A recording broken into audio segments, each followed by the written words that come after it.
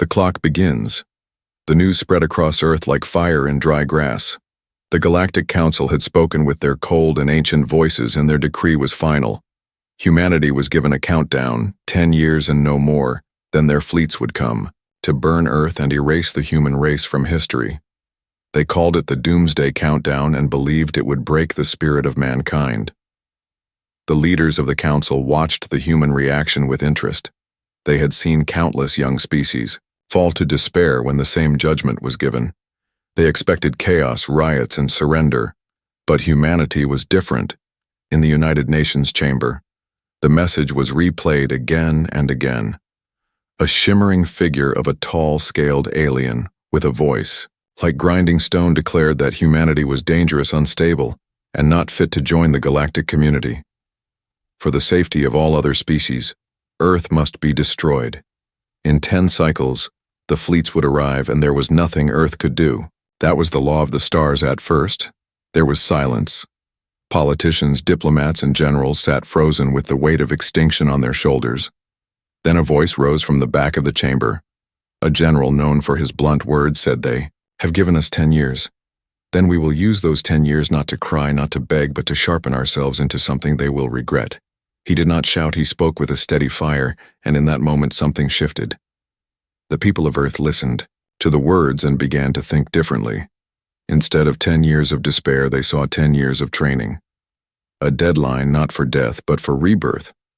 For centuries, humans had measured their lives with goals and challenges, exams, races, competitions, deadlines.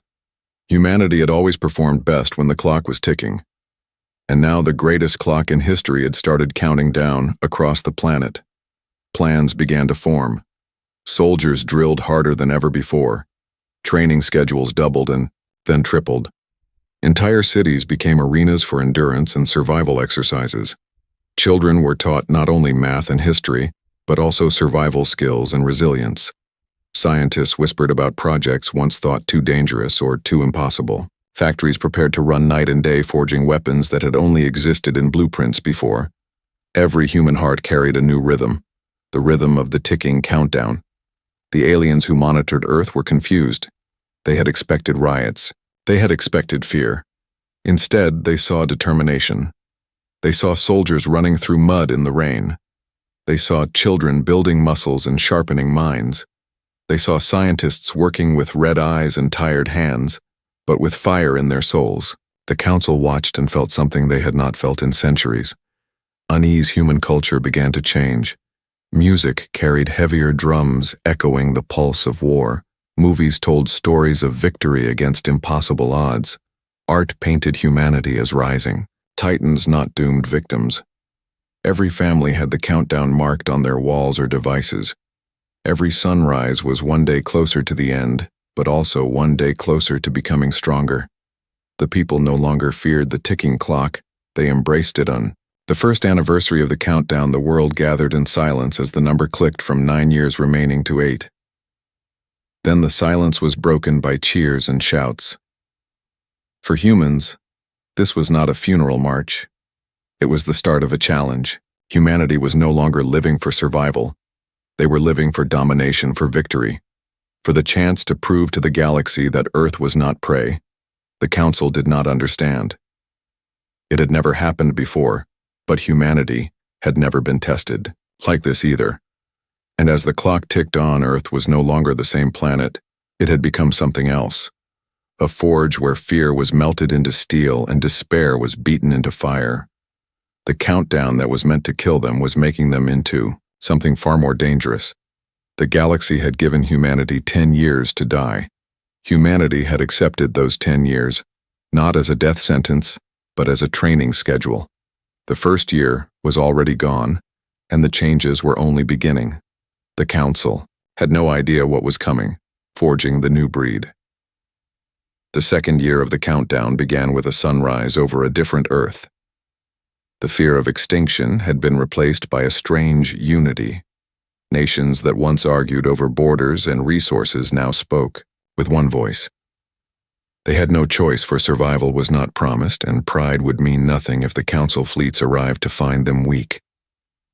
Every city, every village, every corner of the planet was now tied into a single purpose. Humanity would. Train and humanity would rise in the streets of old cities that had once been crowded with markets and music. There were now marching drills. Entire blocks had been cleared for combat exercises.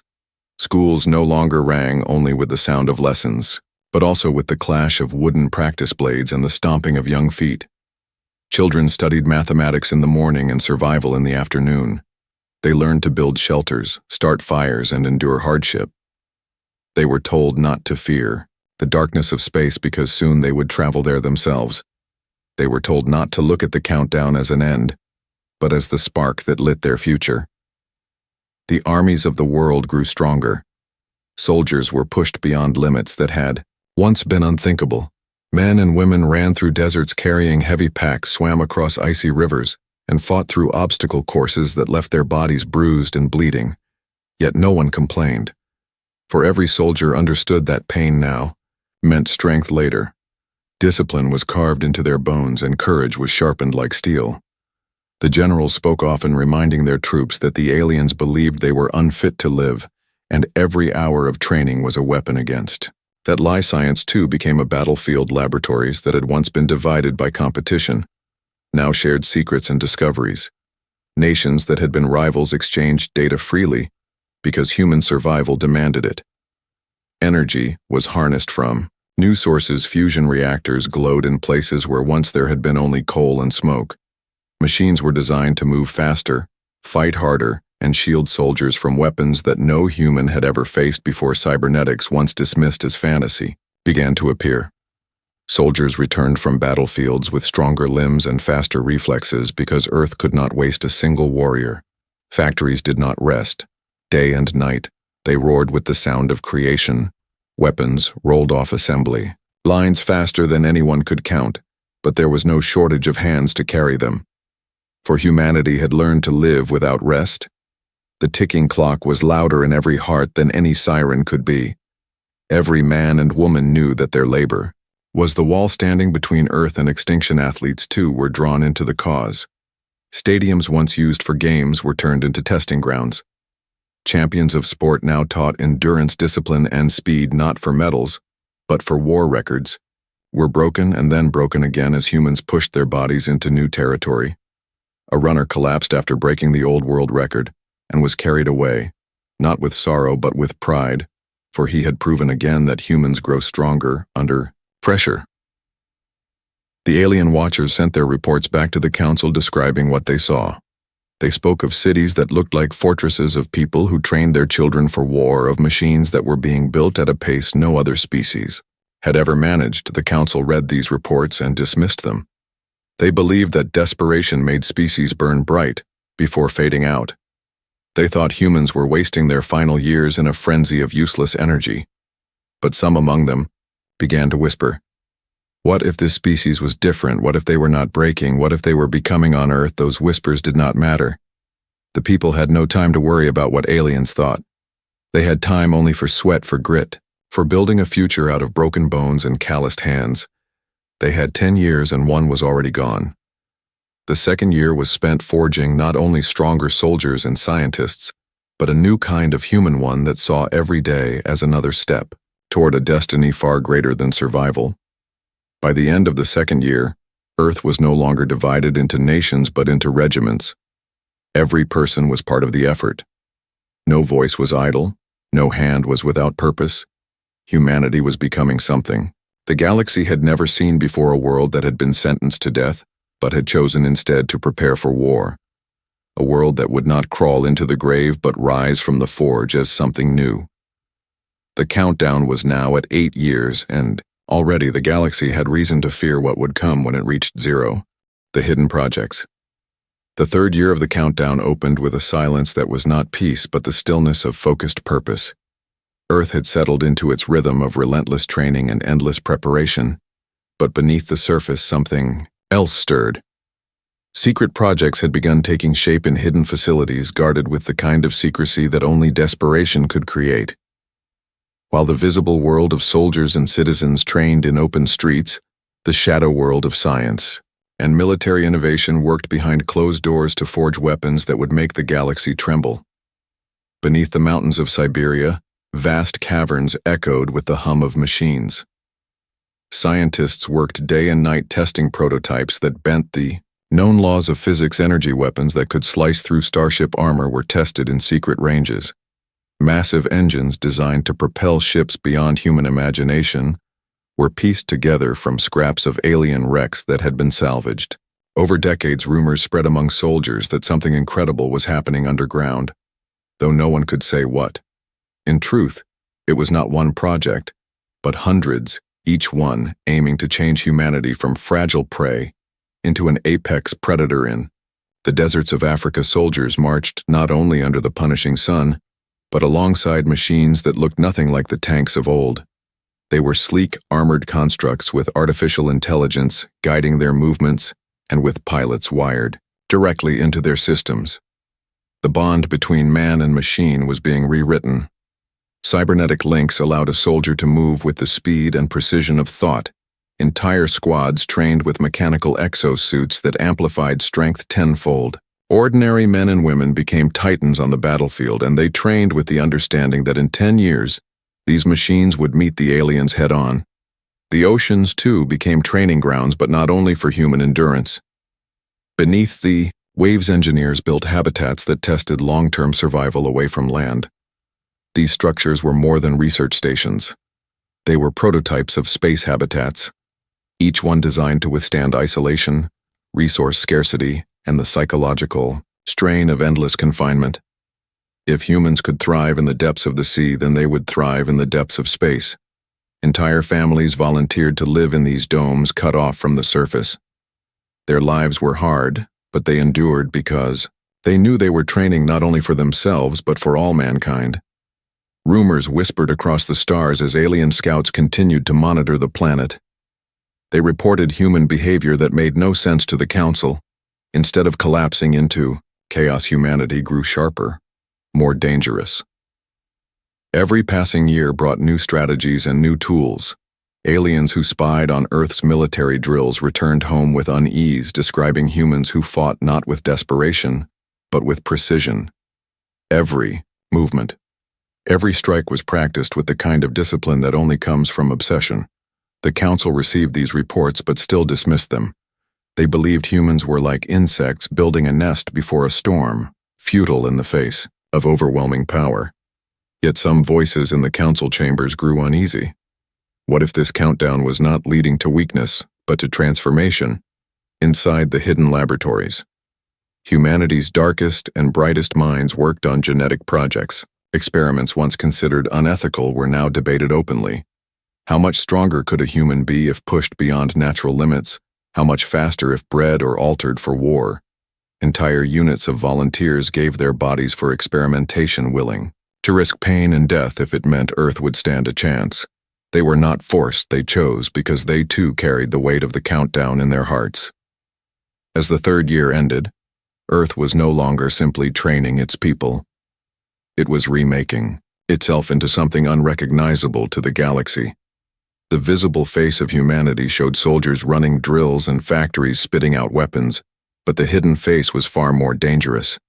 In secret hangars, prototypes of starships rested under TARP's engines, whispering of power never before unleashed.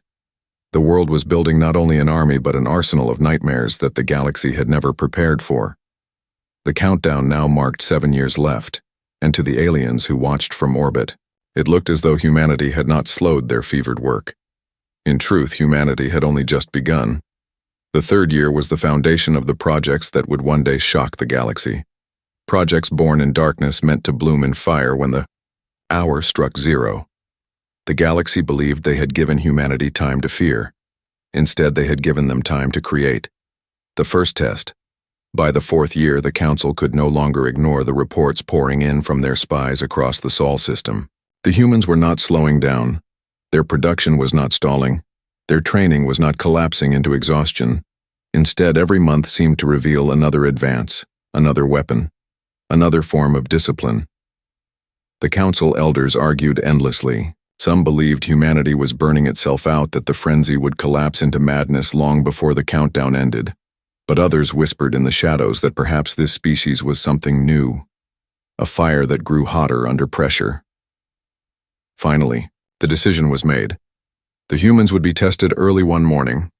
Earth's deep space telescopes caught sight of movement at the edge of the solar system, a fleet of alien ships smaller than an invasion force, but far larger than scouts crossed through the Oort cloud. Silent and dark, they crept forward, believing their presence hidden from human eyes. But humanity had prepared observatories, had been upgraded with sensors that rivaled military equipment and networks of satellites shared information at a speed that would have amazed past generations. Within hours, the United Nations War Council knew. The first test had come. Unlike the early days of panic, this revelation did not cause fear. Cities did not riot. Instead, the streets filled. With marches, soldiers moved into position with calm readiness. Families gathered in homes and whispered prayers not of surrender but of defiance. The alien fleet thought they were the hunters, but humanity was ready to turn the trap. The order was given, and for the first time the weapons forged in secret would taste real battle. From hidden bases on the dark side of the moon, launch bays, opened with thunder, starships long kept in secrecy, rose into the black void. Their hulls gleamed with strange alloys created from experiments that had pushed human science far beyond its known borders. Engines ignited with force that left plumes stretching across the sky as ships left Earth orbit. Humanity had kept their silence for 3 years, and now the galaxy would see what that silence had built. The alien fleet moved cautiously, scanning for weakness. They expected clumsy ships, poorly armed, and untested crews. Instead, they met formations that moved with sharp precision, vessels piloted by men and women who had trained day and night for this moment. Starfighters streaked forward, weaving like arrows through the void, while larger cruisers opened fire with energy weapons that sliced across the dark. The aliens reeled in shock. Their shields cracked. Their formations wavered. These were not the humans they had studied in archives of primitive history. These were warriors forged under the weight of a countdown to death. The battle was not easy. Humanity bled. Ships were lost. Brave pilots gave their lives in fiery collisions. Soldiers fought with grit in boarding actions that left corridors slick with sweat and blood. But for every human lost, the aliens lost too. For every strike against Earth's fleet, another response tore through their lines. The alien commander finally realized with cold dread that this was no longer a test of prey but a battle against predators. He gave the order to retreat as the alien fleet limped away, leaving wreckage scattered across the void. The people of Earth erupted in a thunder that shook the foundations of their world. News spread faster than light. Soldiers returned with scars and medals. Scientists revealed fragments of alien ships now to be studied and broken down for more secrets. Humanity had stood against the first test, and they had not only survived, they had forced the enemy to flee. The countdown was no longer seen as the shadow of death. It was now the drumbeat of victory approaching. The council was shaken. Their test had failed. To reassure, instead, it had revealed the truth. The humans were growing faster than any calculation predicted. The elders argued, but doubt gnawed at them. What if the countdown did not end in easy extermination? What if the humans truly used it as a schedule to prepare for war? The council could not agree, but one thing was certain. Humanity had tasted battle, and they would not stop. The countdown now stood at 6 years, and the galaxy trembled with unease. Countdown to 0. The 5th year arrived, with a roar of engines and the thunder of drills echoing across continents. The memory of the first battle had become legend, told in classrooms, repeated in training halls, and sung in songs across the planet. Humanity had faced the Council's test, and had driven their fleet away, but no one believed the danger was over. The aliens would return, and when they came back, it would not be with a probing force, but with an armada meant to wipe Earth clean. The countdown ticked lower each sunrise, and humanity answered it with greater fury than before. Governments no longer thought in terms of years or decades. Every plan was measured in the rhythm of the countdown. 6 years left. 5 years left. Each project was sharpened like a blade against the stone of time. New shipyards floated above Earth, and Mars' massive skeletons of steel slowly taking shape into starships that dwarfed anything humans had ever built. before orbital rings, once considered the stuff of fantasy, now circled the planet, providing both transport and weapon platforms. Factories on the moon and mining bases on asteroids fed the hunger of industry, while engineers on Earth worked without pause to design systems that would give their fleets every possible advantage. On the ground, the transformation was even more dramatic. Whole cities had been converted into training centers. Soldiers no longer wore uniforms of individual nations. Instead, they bore the crest of Earth, united, a circle around a burning star. It was not a flag of surrender, but a declaration of destiny. Every soldier, every pilot, every worker understood that their lives were threads woven into a single tapestry. They were no longer Americans, Chinese, Africans, or Europeans. They were human, and nothing else. Science pushed beyond boundaries, once thought sacred. Entire medical fields changed as humanity learned to grow stronger, not only through training but through careful alteration. Genetic therapy created soldiers with sharper reflexes and stronger endurance. Neural implants allowed pilots to think faster than any computer. Exosuits became standard gear, not rare prototypes. Children trained with them as naturally as earlier generations had trained with wooden swords. Volunteers from across the world offered themselves for trials, because no sacrifice was too great when measured against extinction. Culture itself shifted to match the relentless pace. Movies told stories of warriors rising against cosmic tyranny. Music thundered with rhythms that mimicked the heartbeat of combat. Even art depicted humanity not as fragile figures but as titans striding among the stars. Entire generations grew up knowing nothing but the countdown and the preparation. Every child could recite how many years remained without looking at a clock. Every parent measured their life not in birthdays but in the march of time toward zero. The council continued to watch, and their unease deepened. Scouts that dared to enter the solar system were driven off with swift precision. Their transmissions captured their shock. They reported that human fleets now maneuvered like seasoned veterans, that training exercises looked indistinguishable from real war. They described weapons mounted on orbital platforms capable of cutting through heavy armor, and soldiers who fought with an intensity that shook even seasoned alien warriors. The council argued bitterly. Some demanded the extermination be launched early. Others warned that striking too soon might provoke an even greater disaster. They could not agree, but humanity did not waste time worrying about their debates. The people of Earth had only one focus, and the clock did not slow. By the 5th year, entire fleets of human warships patrolled the inner planets and deep space, beyond Neptune. Long-range sensors scanned the void while stealth ships drifted unseen, waiting for the first sign of the enemy. The solar system had become a fortress ringed with steel and fire. Inside that fortress, humanity lived with the weight of destiny pressing on their shoulders, but they did not collapse under it. They grew taller. The final years loomed closer than ever. The number on the countdown seemed smaller with each breath. 6 years had felt long. 5 years felt shorter. 4 years felt like a blink. Humanity felt the pressure, but they also felt pride. They had transformed a death sentence into a challenge. They had built a new civilization forged in the fires of desperation and driven by the unyielding will to endure. The council might still believe that when the hour struck, humanity would crumble beneath overwhelming force. But the truth was different. The truth was written in the muscles of soldiers, in the glare of shipyard lights, in the sweat of factory workers, and in the dreams of children who had never known a world without the countdown. Humanity was not preparing to survive. Humanity was preparing to win, and as the countdown reached the final years, the galaxy finally began to realize that this was not prey waiting to die. This was a predator sharpening its claws for the hunt. The next move would belong to the council, but humanity was ready for war. The war unleashed. The final year of the countdown arrived, and the number on the great clock that hung above every city struck 0. The world held its breath, but not in fear. Humanity had been waiting for this moment, not to surrender, but to strike. The 10 years of relentless training, sacrifice, and unity had not broken them. It had remade them. Into the blackness of space poured the fleets of the Galactic Council, their armadas stretching across the void like a storm of steel. Their ships were vast, their weapons older than human civilization itself.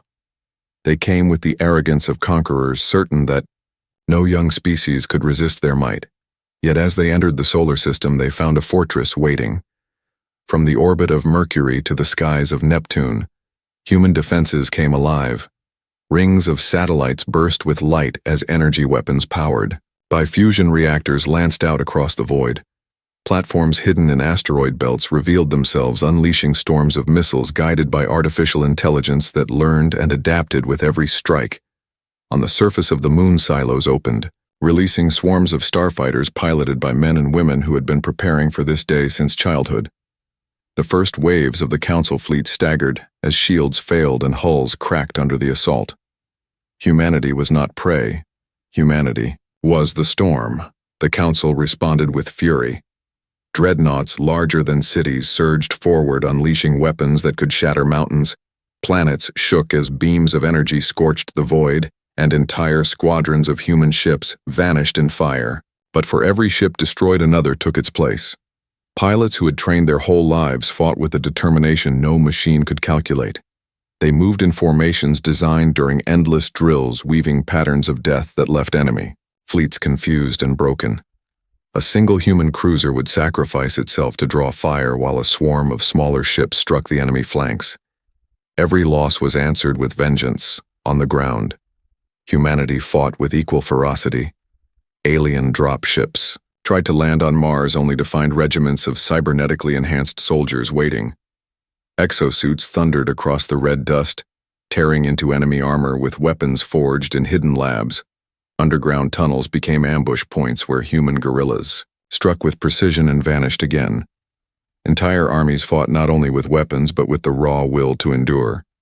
The Council soldiers had never faced enemies who refused to yield, who turned every defeat into a rallying cry. Above Earth, the greatest clash unfolded. Human capital ships armed with weapons born of forbidden experiments engaged Council flagships in duels that lit the sky brighter than any star. Bridges shook with each impact. Yet captains held their lines, refusing to back down. Every crew member knew that survival was not guaranteed, but they fought because surrender was unthinkable. They had been told 10 years ago that they would die, and instead they had chosen to turn death into fire. The galaxy watched in silence. Species across distant worlds tuned their networks to witness the impossible. The Council had promised a swift extermination. Instead, they saw their ancient fleets bleeding under the onslaught of a species that was supposed to be fragile. They saw humans hurl themselves into the jaws of doom and bite back harder than anyone believed possible. The myth of human weakness shattered in every corner of the stars. The war raged for days, then weeks. The Council's numbers were vast, but humanity's resolve was deeper than any calculation. Every factory on Earth, every shipyard on Mars, every base hidden in the asteroid belt fed the endless hunger of the war. The countdown had not ended with the death of a planet. It had ended with the birth of an army that could not be broken. And with every battle won, humanity grew stronger, learning faster, adapting faster, until even the Council could no longer deny that they were facing something beyond their control. The war unleashed was not the end. It was the beginning. And as human fleets pressed deeper into the void, the words of the general who had first spoken at the start of the countdown echoed through every soldier and every citizen. They gave us 10 years to die. We used it to prepare to win now. Only the final clash remained. The Council would either destroy humanity with everything they had, or humanity would rise to stand as a power. No force in the galaxy could deny. Humanity strikes back. The galaxy waited with bated breath as the final stage of the war unfolded. Humanity had spent 10 years turning the threat of annihilation into the perfect training ground. Every soldier, every pilot, every scientist, every engineer had been forged into instruments of survival and victory.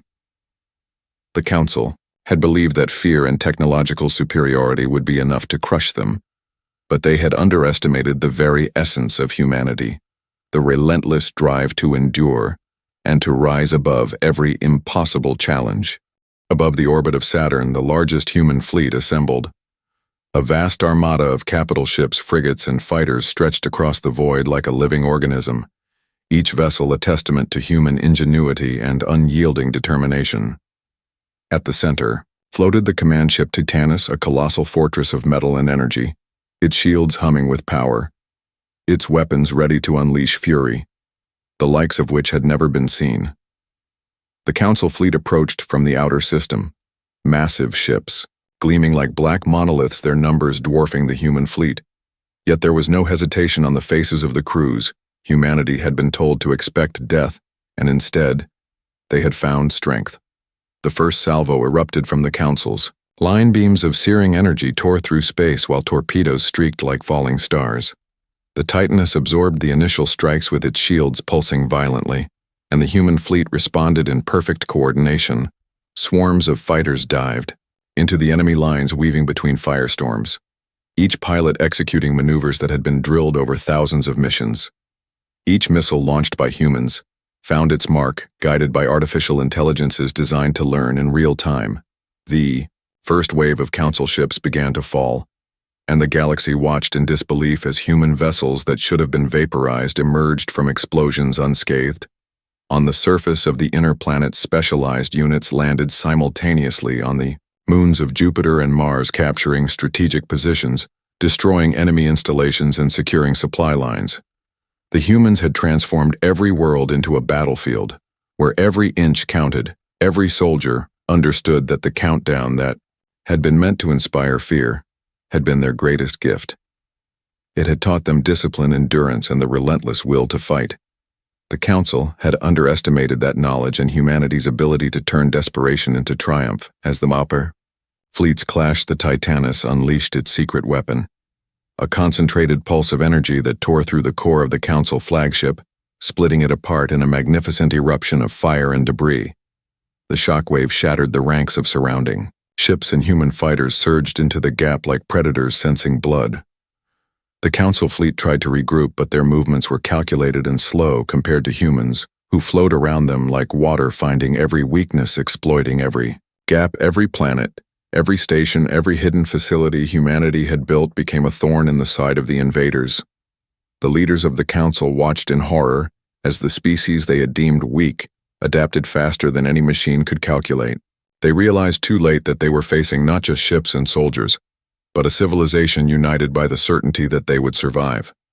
Humanity's ships moved with precision and lethal intent, and every hit was calculated with an understanding, born of long years of preparation. In the heart of the conflict, the Titanus led the final assault toward the central command ship of the Council, an enormous dreadnought known as Oblivion. Its weapons could have leveled worlds, but the human fleet advanced relentlessly. Fighters swarmed its flanks, capital ships battered its shields, and the Titanus struck at the heart with concentrated energy beams. The dreadnought shuddered and finally exploded in a blinding burst of fire that lit the darkness. Across light years of space, the remaining Council vessels scattered their coordination, broken, their confidence shattered. Humanity had taken the fight to the center and emerged victorious. The war that was meant to end with humanity's extinction concluded with the galaxy in awe. Humans had not only survived but had rewritten what it meant to be a threat. The 10 years of preparation had not just been training, it had been transformation. The Council could no longer dismiss humans as a minor species. They were warriors, scholars, engineers, and strategists who had taken a countdown meant to terrify them and used it as a path to dominance. As the fleets regrouped and the fires of battle cooled across the system, leaders of humanity looked out from the bridge of the Titanus. Their faces were tired but resolute. They had taken the impossible and turned it into history. They had taken the countdown and turned it into a schedule of training, endurance, and victory. The galaxy would never forget the lesson. Humans did not wait for the end. They created their own destiny. They gave themselves the power to survive and to conquer, and in doing so, they became a force that no one would ever dare underestimate. Again, humanity beyond the countdown. The galaxy held its breath in stunned silence as the remnants of the Council scattered into the void, leaving behind nothing but echoes of their arrogance. Humanity had not only survived the threat of annihilation, but had transformed it into a legend. Every soldier, every pilot, every civilian who had endured the years of preparation now understood the full meaning of what they had achieved. The countdown that had been a sentence of doom became a rhythm, a pulse, a heartbeat that guided humanity. Through training beyond comprehension, pushing minds and bodies to limits no one had imagined possible. Across planets, moons, and stations, humans moved with a synchronized purpose that seemed almost supernatural. Their fleets glided through space, like a single entity, their ships glowing with energy shields and weapon systems honed to perfection. Their soldiers had learned to anticipate threats before they emerged, and their engineers built machines that adapted instantly to changing conditions. Every corner of human territory was fortified not just with weapons but with intelligence and ingenuity, and every citizen knew that survival depended on unity and relentless will. In the midst of the rebuilding fleets, the Titanus sailed at the forefront, a symbol of human endurance and ingenuity, its massive hull reflecting the light of distant suns. The ship carried the heroes of the war and the planners of the future, the ones who had turned a doomsday countdown into a masterclass of training and preparation. They looked out at the stars with calm determination, knowing that the galaxy had changed forever and that humanity would never again be underestimated. The former strongholds of the Council were transformed into laboratories, training centers, and research hubs. Humans were not content to merely win. They sought to perfect every skill, every technology, and every strategy. The survivors of other civilizations watched in awe and fear as humans moved with purpose and precision. Humanity had become not just a warrior species, but a civilization that had learned to convert threat into opportunity, to convert fear into mastery, and to convert impossible odds into undeniable triumph. Children born after the countdown learned stories of the years that could have been the end of their species, and yet in every story the lesson was clear: that fear can become fuel, that preparation can become power, and that unity can become unstoppable force. Humanity looked forward not with trepidation but with confidence, their eyes on the distant stars and their minds ready for whatever challenges lay ahead. The galaxy slowly acknowledged the truth that humans were no longer a species to be feared for weakness or dismissed for insignificance. They were innovators, fighters, explorers, and leaders all at once, a civilization that had taken the ultimate test and passed with honor and brilliance. The doomsday clock had rung, but humans had answered not with despair, but with action, with endurance, and with triumph as fleets returned to home systems and planets thrummed with life. The leaders of humanity convened to plan the next stage of their journey. The stars were no longer distant, unknown dangers, but arenas of possibility. Each step taken was a reminder of what had been endured and what had been achieved, and the galaxy would remember the species that had taken a countdown of destruction and used it as a schedule for greatness. Humanity had become a legend, not because they had survived, but because they had transformed survival into art, into science, into triumph. Every heartbeat with the certainty that no threat could ever break the resolve of those who had trained under the shadow of a doomsday clock. Every eye looked to the future with fire and purpose. The galaxy had learned that humans were unstoppable, and the humans themselves had learned that the impossible was simply the next challenge to overcome the end.